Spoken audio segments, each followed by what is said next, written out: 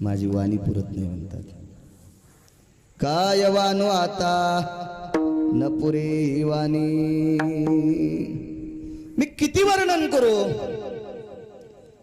मी किती जरी संतांचा महिमा वाखाणला तरी माझी वाणी पुरत नाही. हे तुकोबारांचं वाक्य आहे. कोण तुकोबार आहे? हरी नामाने ज्यांनी विश्व ढवळून काढलं.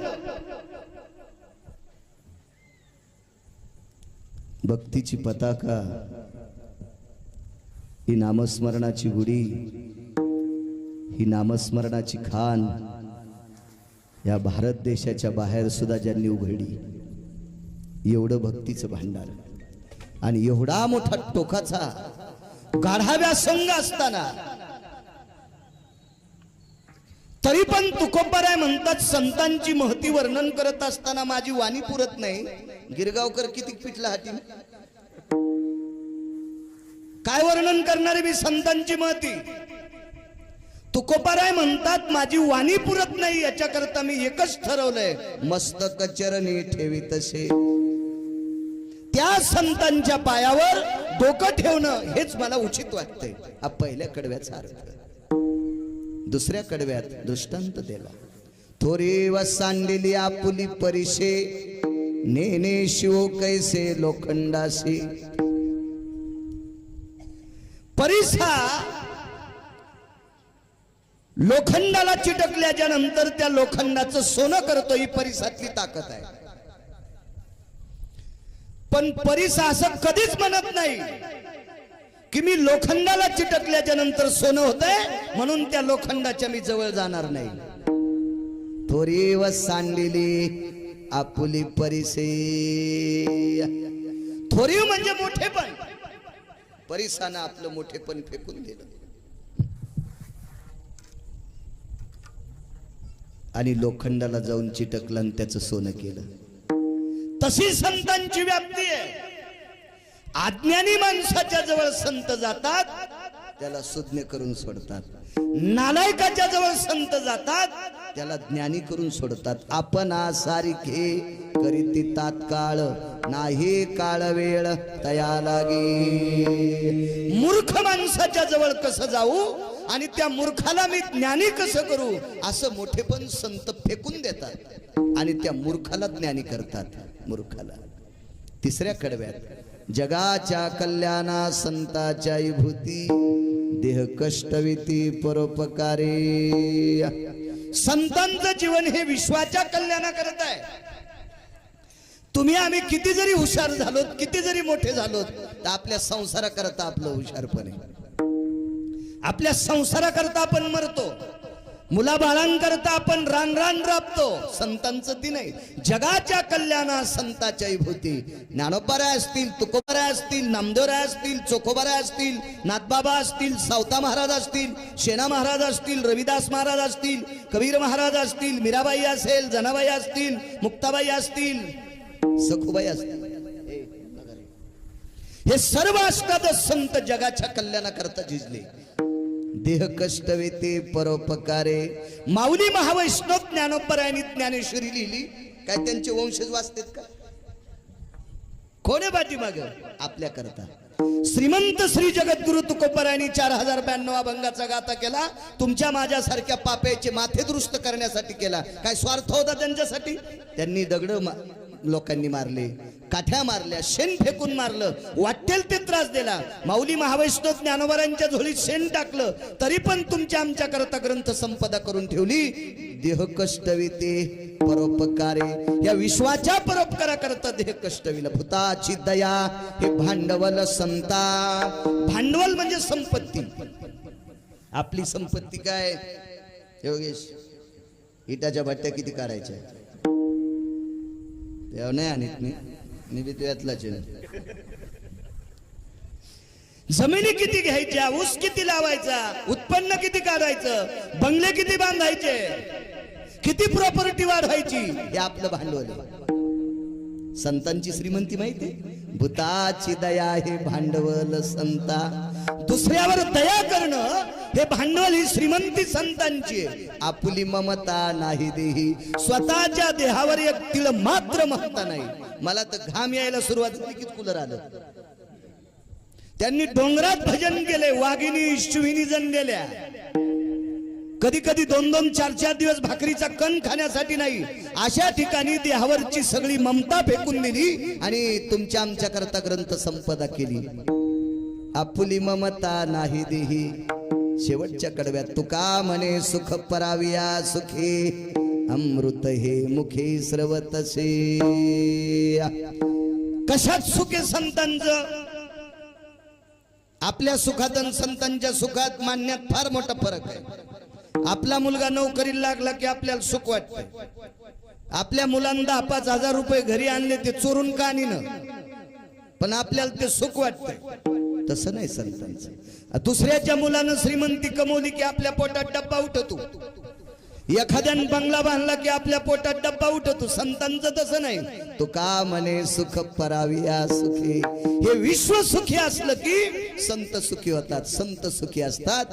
हे साधा सोपा सरळ अभंगाचा अर्थ झालं. कीर्तन विठाला.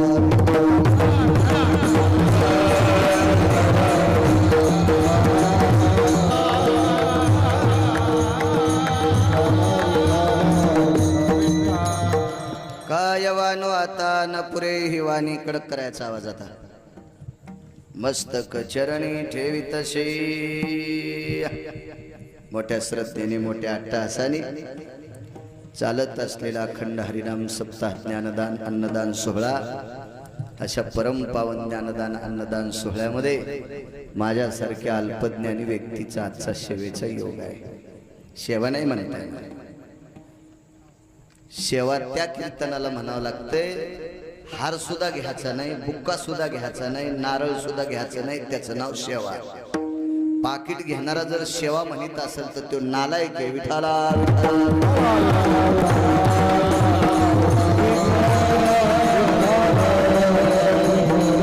समोर कीर्तन करण्याचा योग माझ्यासारख्या अल्पज्ञानी व्यक्तीला आला. अधिष्ठान दैवत भगवान भैरवनाथ, अशा भैरवनाथाच्या सानिध्यामध्ये चालत असलेला ज्ञानदान अन्नदान सोहळा. आता छान आहे. आजच्या दिवसाचं कीर्तन माझ्याकडे आदरणीय मच्छिंद्र शेठ जांभळकर, चैतन्य कोलडेपो आणि श्रीकांत शेठ दिवटे कोलडेपो. मला वाटते आजचे यजमान आहेत योगेश भाऊ की ना. त्या दोन्ही कोलडेपोवाल्याला धन्यवाद. तारखेच्या संदर्भात तुम्हा सर्व गावकऱ्यांच्या वतीने योगेश भाऊ सतत फोन करत होते, त्यांनाही धन्यवाद. गावात जेवढ्या आडनावाची मंडळी असतील तेवढ्यांना प्रणाम. मला काही नाव पाठ नाहीत सगळ्यांचे, आणि करणार नाही. मला थोडीच ग्रामपंचायत लढवायची. सगळ्यांची नावं घेतली असं गृहीत धरा. पंचकृषीतून आलेला श्रोता वर्ग सर्वांना प्रणाम. माझ्या ज्ञानोबराय तुकोबरायच्या नामाचा जयघोष करणारी ही गुरुजन मंडळी, वारकरी मंडळी, ही मृदंगाचार्य मंडळी, तुम्हाला सुद्धा पेटीवाल्यांना, हे साऊंडवाले आदी करून सर्वांना इनेकऱ्यासह प्रणाम करतो आणि माझ्या अभंगावर येतो. विठाला विठाला.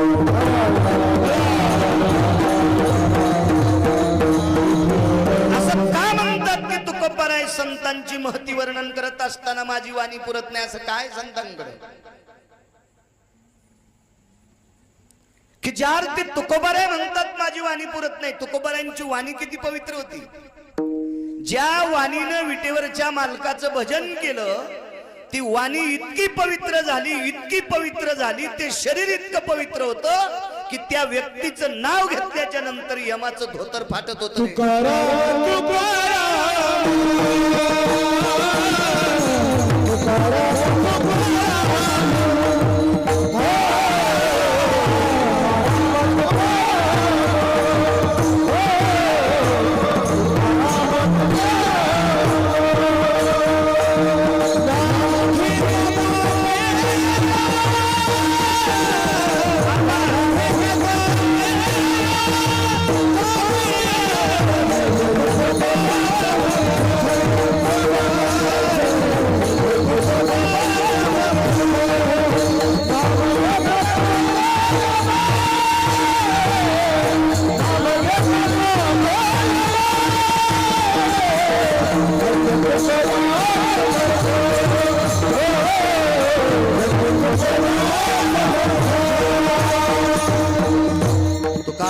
तुकाराम नाम घेता कापेयम.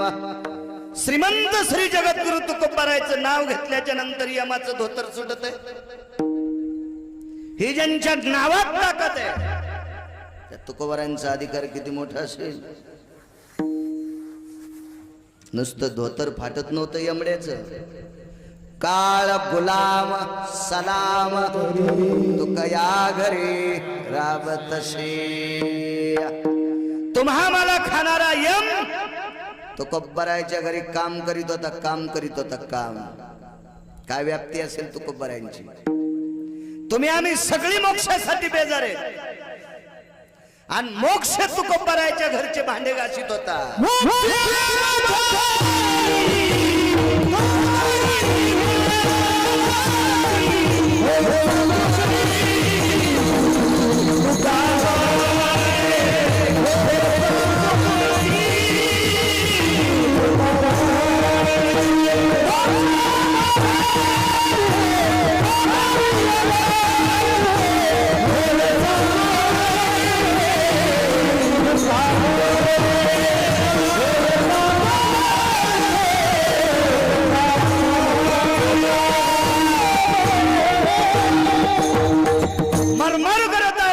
मोक्षासाठी स्वप्नात नाही देव आपल्या. आयुष्य गेलं कीर्तन करता करता अजून स्वप्न नाही देवाचं. जटावळल्या काही कायच्या जमिनीवर जटा लोंबायल्यात नखाच्या चुंबली झाल्या अजून स्वप्न नाही देवाचं. तर मोक्ष कवा पदरात पडल. आणि मोक्ष तुकोबारायच्या घरी खरकट काढू लागला. भांडे घाशीत होता. होय सांगू आईशी तुका म्हणे मोक्ष त्यांच्या घरचा दास आहे नौकर आहे. मग एवढी व्याप्ती तुकोबारायची तरी पण तुकोबाराय म्हणतात संतांचं वर्णन करत असताना माझी वाणी पुरत नाही. असं काय असेल संतांकडं. काय व्याप्ती असेल संतांची. काय दिव्यता असेल संतांची की जेणेकरून तुकोबाराय म्हणतात की माझी वाणी पुरत नाही. निश्चित संतांचा अधिकार मोठा असावा. काय टोके संतांचं. जी गोष्ट देव करत नाही ती संत करतात. 7व्या अवतारात एका नालायकानं जगाच्या मालकिनीचं हरण केलं.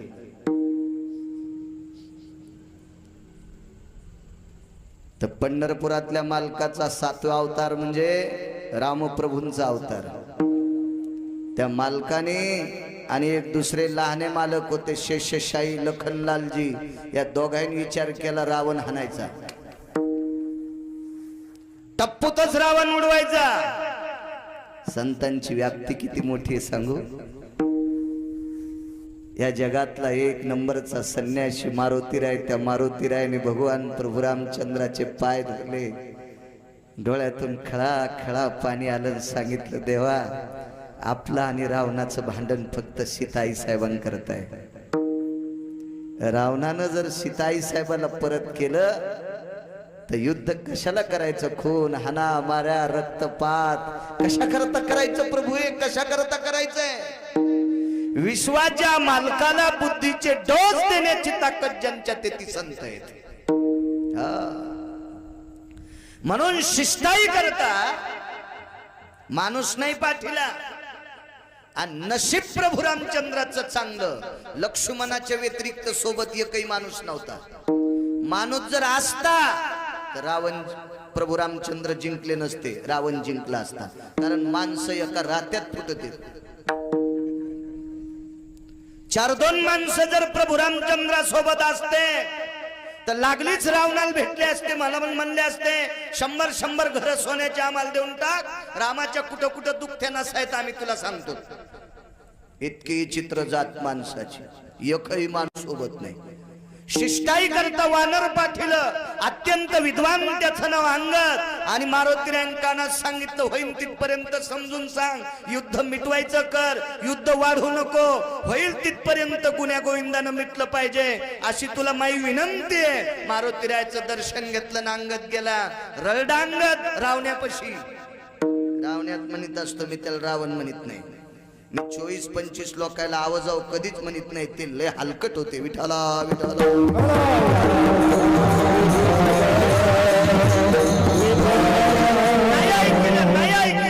आणि मग मारुतीरायाने सांगितलं प्रभू आम्ही प्रयत्न केला तुम्ही तुमचं ठरवा. मारुतीरायाने सांगितलं प्रभू करता तुमचा एखादा प्रयत्न येईल का तासावर रावण. मालकांनी नाही प्रयत्न केला. संतांनी प्रयत्न केल्यावर रावणापेक्षा गुंड नीट झाली. काय व्याप्ती संतांची, काय टोक आहे संतांचं. रावणापेक्षा कितीतरी पाप करणारा एक व्यक्ती होता, त्याचं नाव होतं वाल्या. अगोदरच नाव सांगतोय, नंतर त्या व्यक्तीला महर्षी वाल्मिक म्हणतात, हा भाग सोडून द्या. पण अगोदरच नाव आहे वाल्या. वाल्याची बायको सुद्धा आवजाऊ बोलत नव्हती, कारण वागतच इतका चित्र होता. वाल्याने किती माणसं मारलेत कोण्याही पुराणात आतापर्यंत आकडा लिहिलेला नाही. म्हणून या महाराष्ट्रातल्या कोण्याच रामायण सांगणाऱ्याने हिचकायचं नाही इतके माणसं मारलेत म्हणून. आणि कोणी जर आकडा सांगत असेल तर त्याला महानंबर देऊन टाका. विठाला विठाला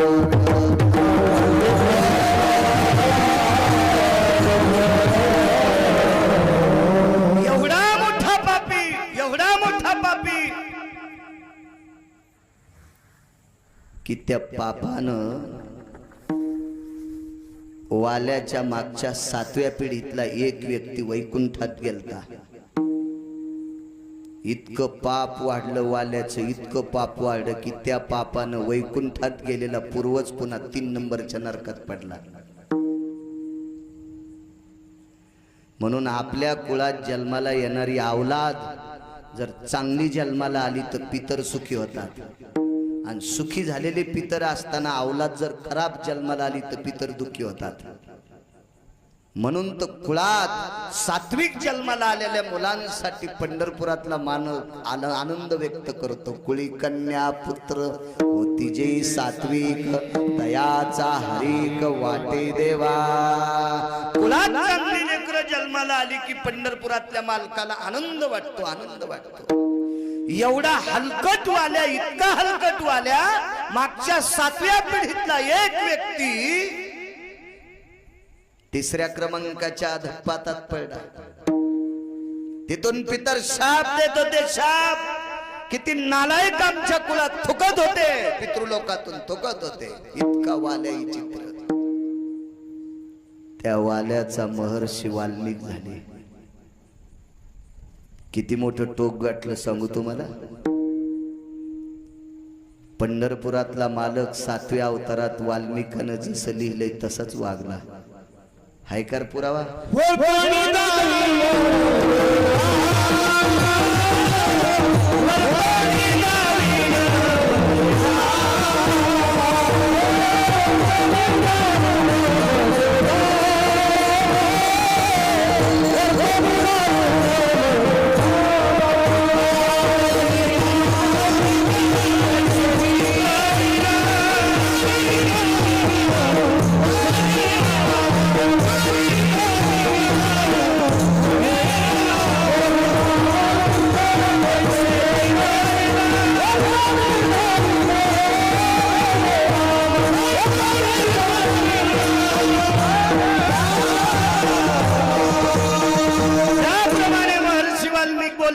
म्हणजे रामायणात लिहिलंय, डोक्याच्या केसा इतकं एक तिळभर सुद्धा जगाच्या मालकाला ती लेखणी वलंता आली नाही. एवढा मोठा वाल्याचा वाल्मिक झाला.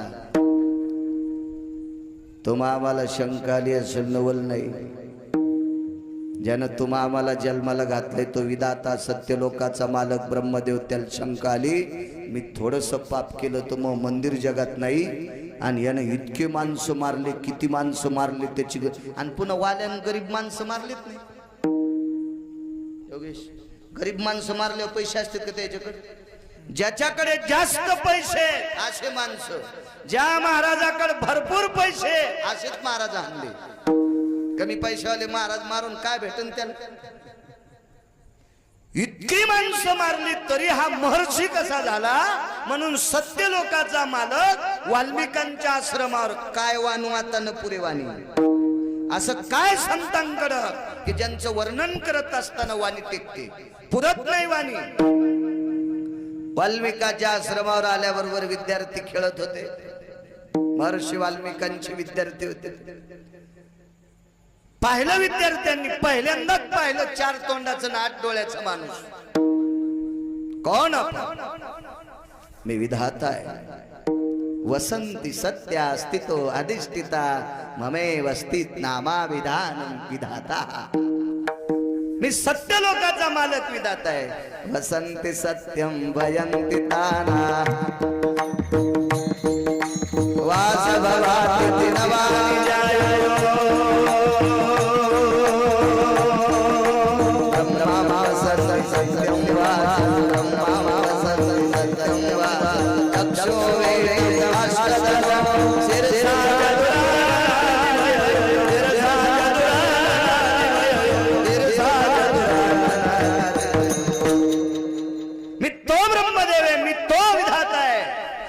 सत्य लोकाचा मालक आहे. हो बाबा तिथं जायते काय काम येते येण्याचं. महर्षी वाल्मिकांना भेटायचंय. थांबा विचारून येतो. ते शिष्य गेला आणि गुरुजींना सांगितलं, गुरुदेव आपल्या भेटी करता 4 तोंडाचा 8 डोळ्याचा माणूस आलाय. तोंड 4 म्हणल्या डोळे 8 असते ना. 8 डोळ्याचा माणूस आपल्याकडे आलाय. महर्षी वाल्मिकांनी सांगितलं, अरे वेडे आहेत का काय तुम्ही? एवढ्या मोठ्या माणसाला आश्रमाच्या बाहेर उभं करत असतील? तो जगाला निर्माण करणार आहे, सत्य लोकाचा मालक आहे. बोलून घ्या त्याला, बोलून घ्या, बोलून घ्या. आतमध्ये बोलावलं, फुले टाकली पुढे. ब्रह्मदेवाचं स्वागत केलं आश्रमामध्ये. महर्षी वाल्मिकांनी आसन बसायला टाकलं. त्या आसनावर ब्रह्मदेव बसले, बाजूला वाल्मिकी. ब्रह्मदेवाने साष्टांग प्रणिपात केला.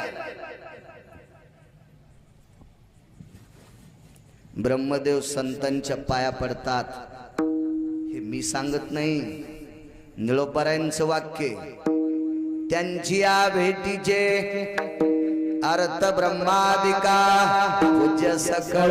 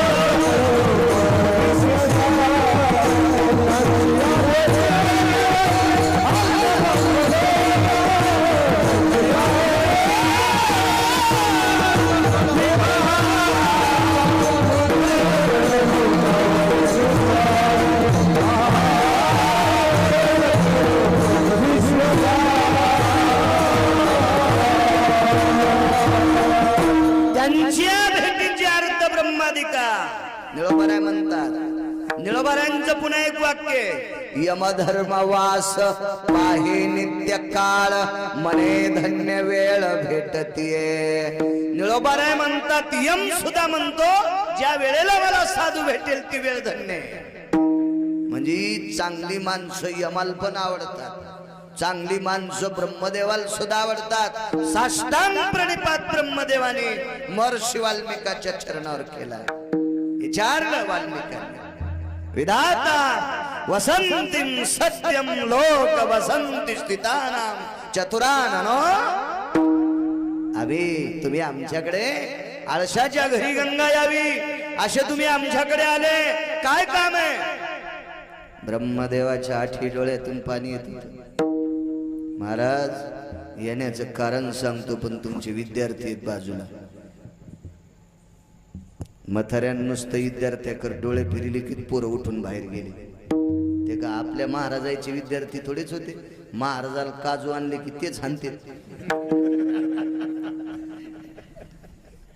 असे विद्यार्थी होते का ते? डोळ्यान पाहिल्याबरोबर पटापट उठून गेले. आणि मग विचारलं, महर्षी एक विचारू, तुम्ही माणसं किती मारले? ते म्हणजे मला नाही सांगता येणार. आवाज थोडासा कडक कडक कडक कडक कडक कडक. हा, चांगलं गाव आहे.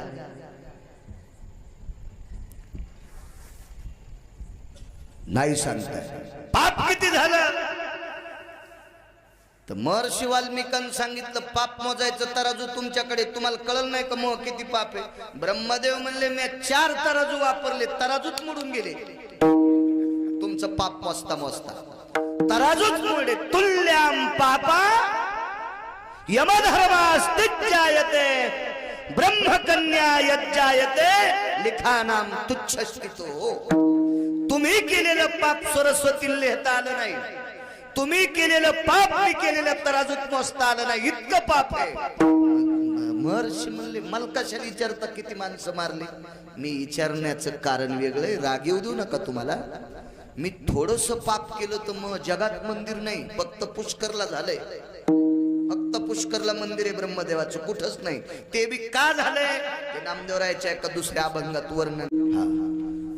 पण तुम्ही एवढी माणसं मारली तरी पंढरपुरातला मालक तुमच्या लेखणीत वागतो.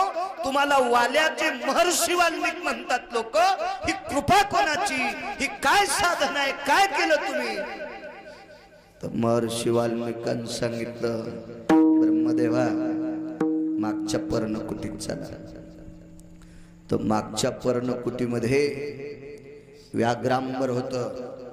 व्याघ्रांबरावर मृगासन म्हणजे हरणाचं चामडं, वाघाचं चामडं, त्याच्यावर हरणाचं चामडं आणि त्याच्यावर एक बावनिया चंदनाची मूर्ती केलेली होती एका साधूची. बावनिया चंदन मी सांगतो कशाला म्हणते. तापलिया तेला बावनिया चंदन शनये कबंद शीतल करी. कड कड कड कड उकळत्या तेलामध्ये एक चिमूटभर चंदनाची पूड टाकली की ते तेल उकळतं, बर्फा इतकं थंड होतंय. इतकं शीतल चंदन, त्याला बावनिया चंदन म्हणतात. आणि अशा चंदनाची एक महाराजाची मूर्ती होती. महर्षी वाल्मिकांनी त्या पर्णकुटीत आतमध्ये नेलं आणि त्या मूर्तीच्या पुढे नाक घासलं आणि वाल्मिकाला सांगितलं, आमच्या ब्रह्मदेवाला सांगितलं विधाता सत्य लोकांचे मालक ब्रह्मदेवा या साधूंची माझ्यावर कृपा आहे. दृष्टांत संपला. किती माणसं मारले त्याचं पाप मोजताना ब्रह्मदेवाचे 4 तुल्य अस्तित्वून भग्ना तिजायते. तुल्य म्हणजे तराजू, भग्न म्हणजे मोडून गेलं. 4 वेळेला पाप मोजताना तराजू मोडतय. त्यार्थी वाल्मिकाचं पाप किती असेल कल्पना करा. एवढा पापाचा पुतळा असणारा वाल्मिक, त्या वाल्मिकाचे महर्षी वाल्मिक देवर्षी नारदा सारख्या साधूने स्वतःच्या भजनाच्या ताकदीवर वाल्याचा महर्षी वाल्मिक केला. ही संतांची व्याप्ती आहे. म्हणून त्या संतांचं वर्णन करत असताना वाणी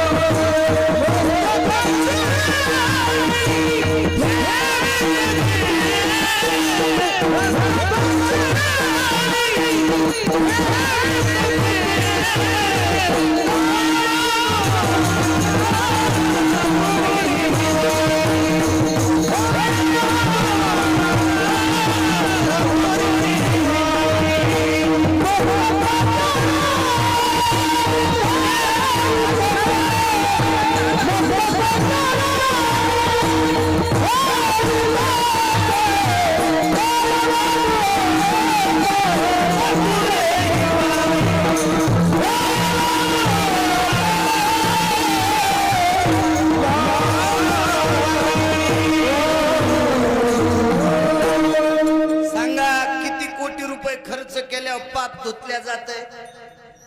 तुम्ही आम्ही किती प्रयत्न केल्यावर वाल्याचा वाल्मिक झाला असता अद्याप नाही. ही फक्त संतांची ताकद आहे. म्हणून काय वानू आता न पुरे ही वाणी.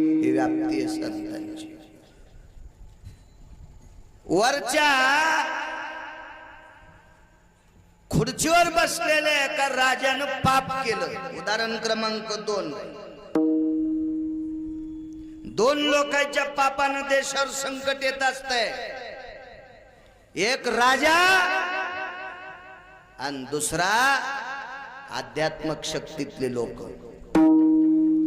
परमार्थ करणाऱ्यांचं पाप वाढलं आणि राजाचं पाप वाढलं की पृथ्वीवर संकट येत असतं. पृथ्वीवर नाना प्रकारचे आघात येत असतात 2 लोकांच्या पापानं. 2 लोकांना नीट वागलं पाहिजे. एक परमार्थ भजन करणाऱ्यांनी आम्ही आणि खुर्च्यावर बसणाऱ्या ढवळ्या कपड्यावाल्यांनी. 2 लोकांनी चांगलं वागायचं. कधी कधी खुर्च्यावर बसलेल्यांचं पाप एखादं चांगलं काम केल्यावर धुवून जाते. जरा जोरात त्यानं पाप केलं आणि एखादा जर तळ तयार केलं तर त्या तळ्यातलं लाखो शेतकरी पाणी पिकायला देते. त्या पुढाऱ्याचं थोडंफार केलेलं पाप धुवून जाते. पण बुवा आपल्या लोकांचं पाप धुतल्या जात नाही. आपल्या लोकांनी भजन करून पाप केलं की त्याचा वज्रलेप होत असतो. काळ्या कपड्यावर कोण्या डुकरांनी शेपूट आणू द्या, पुसलं की नीट होते. पण ढवळ्या कोपड्यावर डुकरांनी शेपूट आणली की किती शहाणी बायको असली की धुताच येत नाही तिला. काय धुईन ती तुटक्या नाकाची, इतका काळावन, धुताच येत नाही तिला. मी बायकायला म्हणीन अविद्या नावाची सांगायला लागलो. विठाला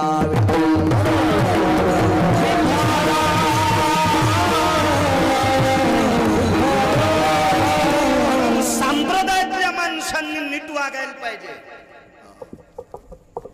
एखाद्या राजकारण्याने जर एखादा रोड केला, देवदाई ठणून तुमच्या अलीकडच्या कोपऱ्यापर्यंत रोड इतका खास आहे. वा है की नाही योगेश? फारच सुंदर, फारच सुंदर. बैलगाडीमध्ये जर एखादी बाळंतपणाच्या प्रसंगातली माऊली नेली तर रस्त्यानंच बाळंतीन होईल. इतका सुंदर रोड आहे तो. रोड जर एखाद्या पुढाऱ्यानं मंजूर करून केला ना, एखाद्या राजकारण्यानं तो रोड केला ना, तर हजारो सत्य केल्याचं पुण्य त्या राजकारण्याला प्राप्त होईल. हजारो सत्य. तुम्हाला सांगतो या लोकांना स्वतःच पाप धुण्याची ताकद आहे राजकारण्यात. पण आपल्याला अनुतापाशिवाय आपलं पाप संपत नाही. हा परमार्थिकाला पुरा तंबी अशी तंबी अद्याप नाही, माफीच नाही परमार्थिकाला पाप केलं की. लय लोक आदर करते संप्रदायाचा. नारळ, नारळाच्या खाली एका कागदात काहीतरी देतेत वाटतंय. ते कागद उडून जाऊ नये म्हणून त्याच्यावर नारळ ठेवतेत कीर्तन करायला देताना. मग त्याला पुन्हा काय जेवायचं म्हणून विचारते. 4दा फोन केला योगेशनं. इतकी लोक लेकरापेक्षा जीव लावतेत. नीट मरावून गिरगावकरानं आमच्यावर घेतल्यावर यायची खसखस पिकत. पण समजून घ्या, तुम्हाला राग येईल म्हणून मायाव घेतलंय. विठाला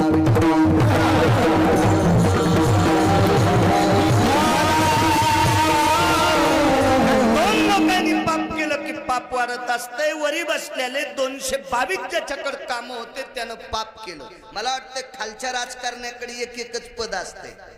कृषी खातं असेल, कोणतं काय मला वाटतं गृह खातं असेल. साथी शिकल्यामुळं काय राजकारण आपल्याला जास्त कळत नाही, कळायला बी नाही पाहिजे. जिला पिठलं नीट करता येत नाही तीन बासुंदीच्या नादी लागू नये.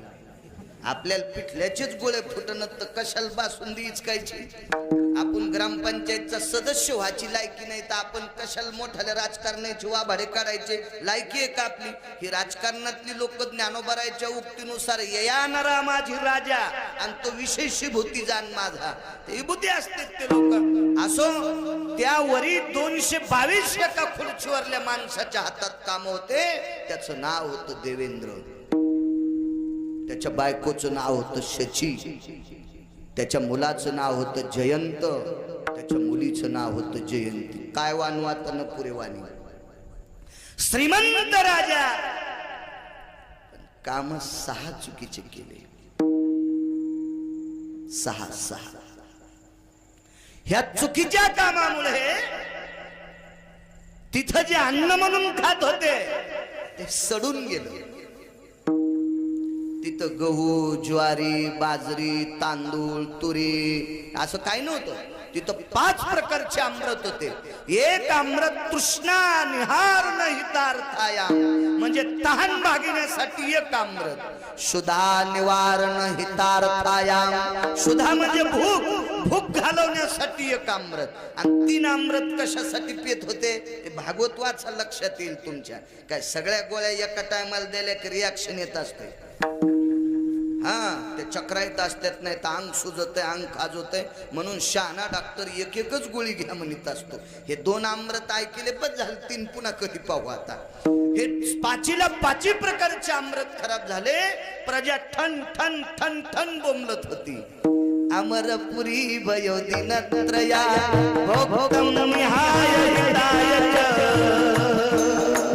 शोधाळ जनयाम जठरालो शोधाळ जनयाम जठरालो प्रभुताम वसभय जायते प्रभुताम वसभय जायते पेशाम सकल दिवय व्याप्ति विनो भयाति भंगजनो कृतजन संगति सदय कृतजन संगति सदय कृतजन संगति सदय.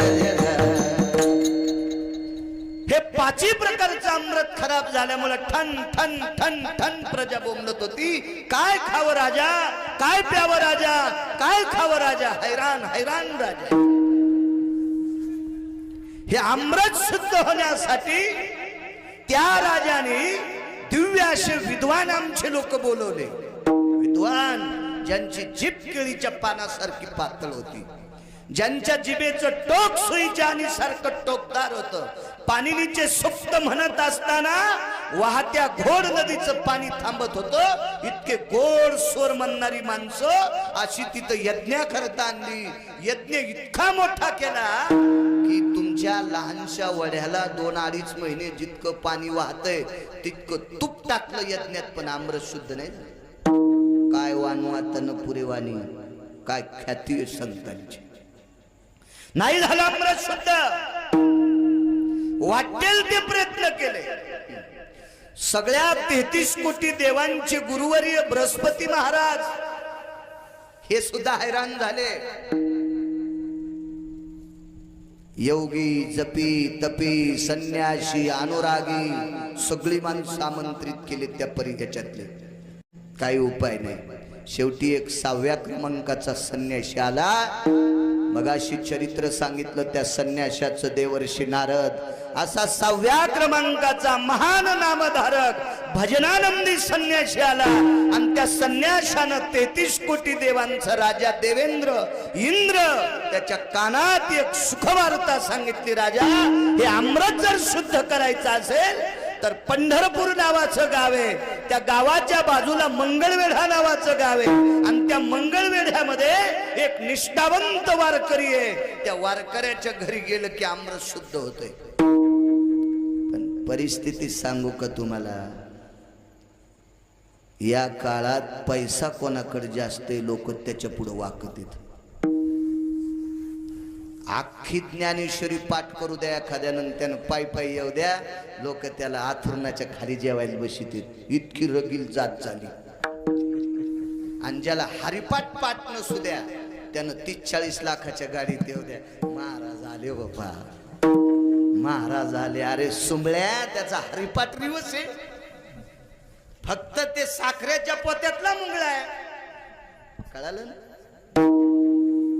त्याच्या बापान जरा जास्त माया कमिलती म्हणून ते 40 लाखाच्या गाडीत. माया नाही घ्याल बर मी. माणसं पैशावाल्याला मानते. बरं आता मानते, हा तुमचा दोष नाही. बरं तुम्हाला मी वाईट म्हणणार नाही, मुळीच नाही, मुळीच नाही. कंबर बांधून या गादीवर विनाकारण चुकीच्या गोष्टी जर केल्या तर 15 माळी गळ्यात घातल्या तरी पण गाईचं मांस खाल्लं इतकं पाप लागतं. पैशाला सलाम आजच नाही, हे विश्व निर्माण केलं पंढरपुरातल्या मालकानं. त्यावेळेस पासून धनवान माणसाला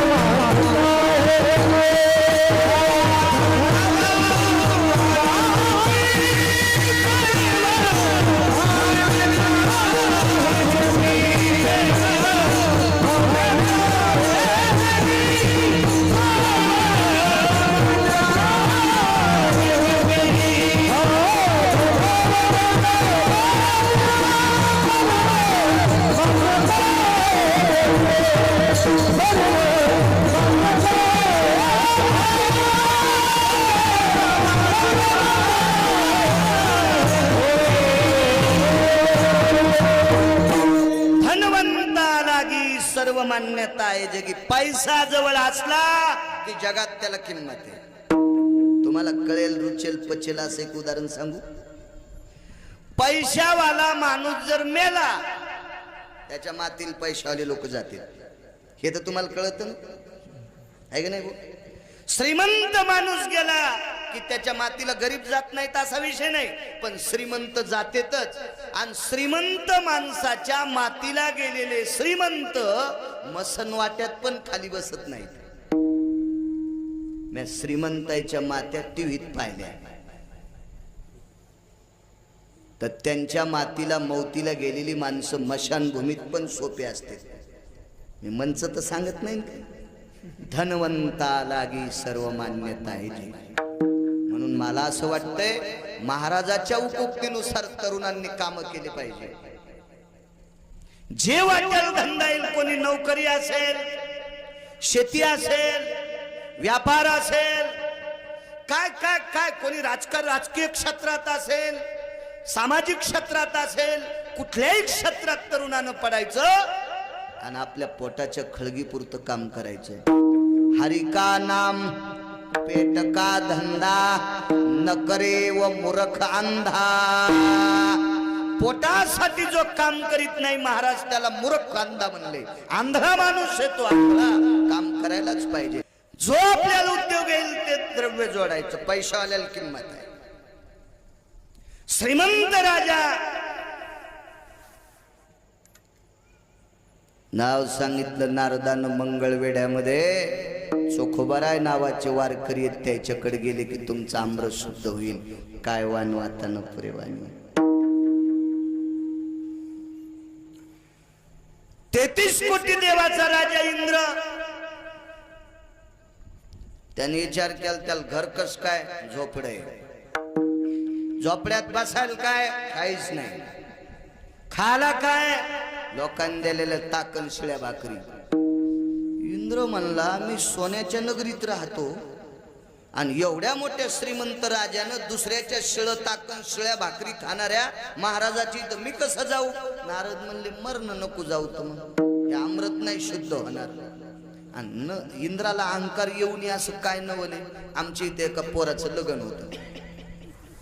त्याचं लग्न गावापासून 15 किलोमीटर अंतरावर बैलगाड्याचा प्रवास. तेव्हा कमांडर गाड्या होत्या. माझा जन्म नव्हता तेव्हा, 80-83 जन्म आहे. आणि कमांडर गाड्या नुकत्याच होत्या. आणि ती कमांडर गाडी फक्त त्या पोराच्या बाप ज्याची इथं कामाला होता त्या मालकाला आणि मालकिनीला कमांडर गाडी, आणि पोराची माय बैलगाडी. तिथे गेल्या ढोळी शिपीत झालती फुफुट्याने. पण नवरदेवाचा बाप ज्याची इथं महिन्याने कामाला होता त्या मालकाला आणि मालकिनीला कमांडर गाडी. आता लग्न जांभळी खाली लागलं रानात. कशात मंडप होता तिथं योगेश. बसायला नाही, काय नाही, काय नाही. आणि त्या पोराच्या बापाची मालकीन 22,000ची पैठणी नेसून लग्नाला आली. खाली बसायला नसल्यामुळं लग्नात बसलीच नाही. 9 घंटे उभीच. घरी आल्यावर ताठून मेली. हो, एकीकडे नवरदेवाचा सत्यनारायण, तिकडे ती मेली. मग 22,000ची पैठणी नेसली तर लग्नात बसत नाही. इतका फुगीरपणा. तर ज्याला गाव सोन्याचं होतं ते जातक चोख भरायची. पण गरज मोठी चित्र असती. नारदान सांगितलं राजा मी भजन करणारा संन्यासी आहे. हा, मी भजन करतो ते पैशासाठी नाही. खिसाच नव्हता नारदाला. शर्टच नाही तर खिसा कशाचा? जमीन नाही, बँक नाही, खिसा नाही, काहीच नाही. मुक्काम जिथं पडन त्या मंदिरात झोपायचं. त्याला कोणी मागायचं खायचं, आराम करायचा, सकाळी उठून वाहत्या पाण्याला आंघोळ करायची, चलत राहायचा. असा संन्यासी. मी तुला खोटं कशाला सांगू राजा, जा त्या महाराजाकडे गेलं की तुमचा अमृत शुद्ध होते. इंद्राच्या लक्षात आलं नारद खोटं बोलत नाहीत. गेले इंद्र 5 अमृत घेऊन. गावात विचारलं चोखोबराय कुठे, तर घरी सोयराबाईनं सांगितलं आपण कोण. काही नाही म्हणले, भेटायचं तुमच्या मालकाला. हे ओळख देतो का मी इंद्र आहे म्हणून? भोगीर सोसायटीचा अध्यक्ष, ते कशाची ओळख देतो? बाई कुठे चोखोबराय? मी चोखोबराय म्हणालो. बरं तो राय नव्हता म्हणला. मी नाही म्हणत. चोखोबराय लय मोठी संत आहे, फार मोठी संत राजो. कुळात कोण्या जन्माला आले याचा विचार नाही करायचा, त्यांचा अधिकार किती मोठा होता हा तपासा. वारकरी संप्रदायात जातील किंमत नाही, आचरणाला किंमत आहे. तुम्ही आम्ही कोणी जातीला चांगलं म्हणत असताल, एखाद्या चांगल्या जातीत जन्माला आला आणि बिन पाण्याची पेत असेल तर त्याला पवित्र कसं काय म्हणायचं रुमण्याल? हा, तू का म्हणे नाही जाती सवे काम ज्याचे मुखी नाम तोची धन्य. याता याती धर्म नाही विष्णुदासा, निर्णय तो आईसा वेदशास्त्री. शास्त्रामध्ये जातील किंमत नाही, आचरणाला किंमत आहे. कोण्याही जातीतला महाराज असू द्या, आपली बायको सोडून जर यांना माय म्हणत असेल तर त्याच्या पाया पडायचं. त्याच्या पाया पडल्यावर आपलं पाप संपत असते. कोण्याही कुळात जन्माला येऊ द्या आणि त्याच्या पोटात जर वासनेचा डब्बा उठत असेल आणि त्याच्या तुम्ही पाय पडत असेल तर त्यानं केलेलं पाप पाया पडणाऱ्याच्या बोकांडीवर पडत असते. विठ्ठला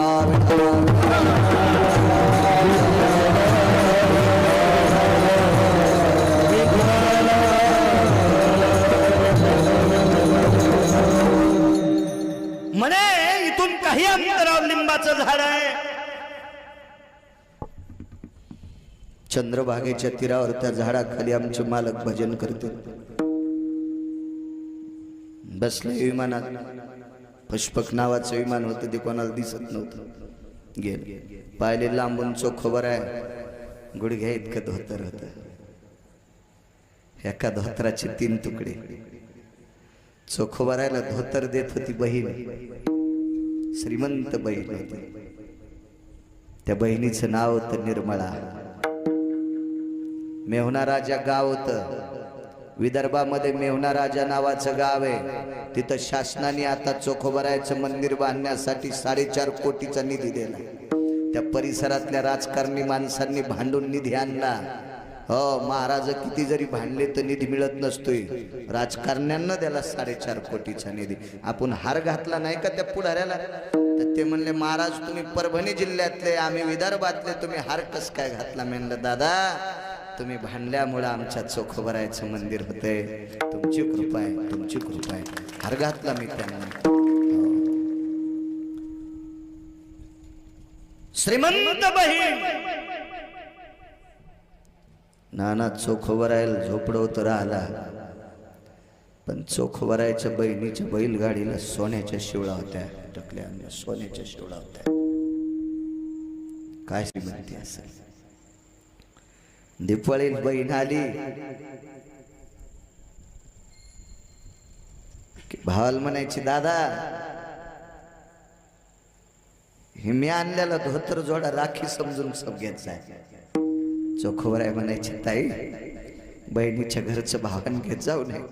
नाही म्हणे दादा ही राखी समजून घेत जाय, भाऊबीजीला राखी पौर्णिमेला. तर लोकांचं काम करत असताना नागमणीचे धोत्र होते, ते फाटायचे म्हणून 2 धोत्राचे 6 धोत्र करायचे आणि फक्त गुडघे इतकत नेसायचं. अंगात निमस्ती नाही, काय नाही. कुठं जर लांब गेले तर निमस्ती घालायची. निमस्ती कळायची नाही जीनच्या पॅन्टीवाल्याला. बनेन त्या काळातली बनेन. 2-4 हाताचं खराब झालेलं कपडा पांढरा पागुट म्हणून बांधायचे. वातावरणाच्या तडाख्यानं काळबुंद झालेलं शरीर, हातामध्ये चिपळी आणि भजन करीत होते चोखोबराय. भजन पकवाद नाही बुवा, पेटी नाही, विना नाही, कोणी म्हणायला नाही महाराज माग. एकटाच महात्मा भजन करायचा. इंद्राने विचार केला एकटं भजन करतय आणि अमृत कसं शुद्ध करीत. पण नारदानीच सांगितलंय विश्वास तो करे स्वामीवरे सत्ता. विश्वास ठेवावा लागेल एका संन्याशाच्या शब्दात. हा. आणि ज्या लिंबाच्या झाडाखाली चोखोबराय भजन करत होते त्याच लिंबाच्या फांदीवर देवेंद्र बसला. खाली बसायला पाहिजे, वरी बसला. 2-3 मिनिटं भजन ऐकलं आणि एका अमृताच्या कलशावरचं झाकण काढलं तर पियुषान गंधेषु माल्यां भवाम सुगंधी प्रविष्टता नैवं गांजा कसम लिखितम. हे काय गांजा फुक्यान लिहिलंय का? हजारो फुलाचा सुगंध त्या अमृतातून बाहेर पडला. फटाफट 4 उघडले, एक उघडच नाही. नाचतच इंद्रवरी गेला. प्यार म्हणे अमृत प्यार, अमृत शुद्ध करून आणलं. पण परिणाम काय झाला बुवा? जे अमृत पाणी म्हणून पित होते का तेच अमृत खराब राहिलं. 4 अमृत शुद्ध झाले. तृष्णा जायते निहान हितार्थायाम यतम कटत्वाम पिशा. ते मात्र कडवट राहिलं, ते घाणेरडं राहिलं. नारदाला बोलून घेतलं. काव म्हणे त्या महाराजांनी 4 अमृत शुद्ध केले आणि 1 अमृत केलंच नाही. नारद म्हणले जरा हळून बोला देवेंद्र, तुम्ही काय काय केलं? काय नाही म्हणे, ते महाराज झाडाखाली भजन करीत होतो, मी फांदीवर बसलो. वाक्य ऐकत असताना नारदाचे डोळे नाही रडले, काळीच रडत होत. काळीच. राजा, अरे राजा, तो सामान्य महात्मा नाही. या महाराष्ट्राच्या मातीत किती जरी कीर्तनकार असतील तर त्यांना बुक्का लावण्यासाठी आणि हार घालण्यासाठी माणसं जातात. माणसं ते एकटे भजन करते रे राजा, पण त्या महात्म्याला बुक्का लावण्यासाठी जगाचा बाप जातो. इतका मोठा महाराज येतो आणि तू वरी फांदीवर बसला. खाली बसता नाही आलं तुला. चुकलं ना. पुन्हा काय केलं? काहीच नाही. 2च मिनिटं भजन ऐकलं, कलश उघडून पाहिले, सुगंध आला, वापस आलो. पाया पडला नाही. इंद्रा, वापस जाऊन जोपर्यंत पाय पडत नाहीस तोपर्यंत अमृत शुद्ध होत नाही. उपकाराची फेड उपकारानं करा. अतिवृष्टी झाली, वारं सुटलं आणि वाऱ्यामध्ये लाईटचे पोल पडले.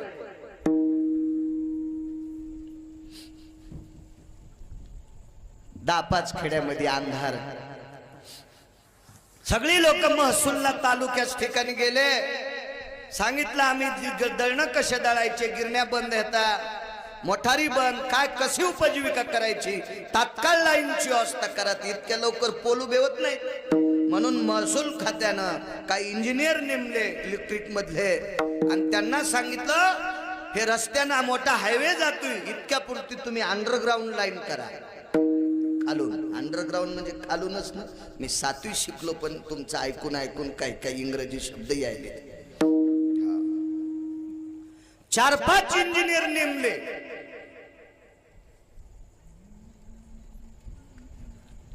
सहा छड्या गाडायच्या होत्या. 20 फुटाचा पाईप असतो ना प्लॅस्टिकचा.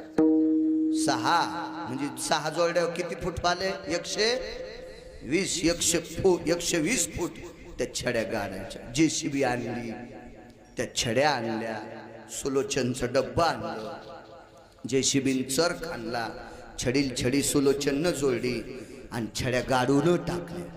आणि छड्या गाड्यावर एका इंजिनियरची उतरली. काय समजलं? त्याची उतरल्यावर त्याच्या लक्षात आलं सगळं काम झालं पण पाईप काढायचा होता वायर साठी आणि वायरच घालायचं राहिलं. हळूहळू सगळ्याच इंजिनियरची उतरली. मग घाम चौकून आला. आता जर कलेक्टरच्या हे लक्षात आलं तर आपलं दिवाळं निघते, नोकऱ्या जात्यात आपल्या. डोक्याला हात लावून बसले. तितक्यात नेमकंच एक शेतकरी होत. त्याच्या एरियावर मोठ चालू होती. मोठ तेच हानीत होत आणि दारे तेच धरीत होत. जीनच्या पॅन्टीवाल्याला मोठ नाही कळत, लय मस्त ऐकायले जसे तुकाराम महाराजाची चुलतीच येते. मला काय मोठ कळत, बगाड कशाला म्हणतेत, भरा कशाला म्हणतेत, चाक कशाला म्हणतेत, कणा कशाला म्हणतेत, नाडा कशाला म्हणतेत. योगेश तुम्हालाही माहित नाही मोठ, या जुन्या धोत्रावाल्याला मोठ माहित, तुम्हाला नाही. तुम्ही फक्त ऐकायचं ना, मस्त असं कळाला असं दाखवायचं, हे चालूपणाचं लक्षण. मी तुमच्या वयात आहे पण मला वाचवायचा नाद आहे म्हणून माहित आहे.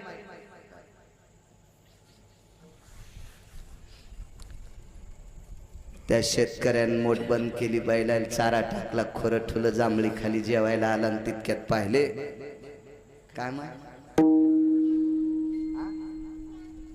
चॉकलेट. राम कृष्ण हरी, धंदा झाला ना.